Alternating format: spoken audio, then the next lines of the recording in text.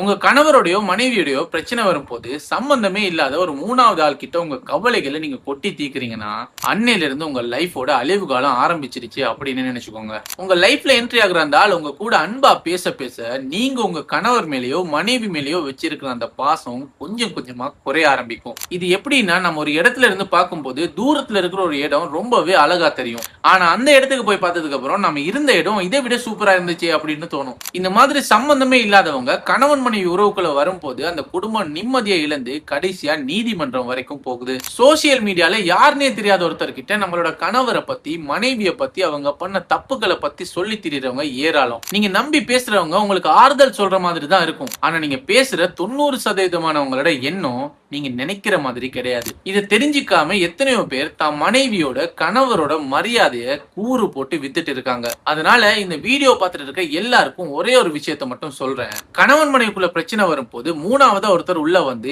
ஏதாவது பிரச்சனையா அப்படின்னு கேட்டா அப்படி எதுவுமே கிடையாது, நாங்க நல்லா தான் இருக்கோம் அப்படின்னு சொல்லுங்க. அப்படி ஒருத்தர் விட்டு கொடுக்காம இருக்கும் போதே உங்க உறவு இன்னும் வலுப்பட ஆரம்பிக்கும். நான் இப்ப சொன்ன விஷயம் நம்மள எத்தனையோ பேரோட வாழ்க்கையில நடந்துட்டு இருக்கிற ஒரு கசப்பான உண்மை. இதை பத்தின உங்களோட கருத்துக்களை கமெண்ட் செக்ஷன்ல சொல்லிட்டு போங்க.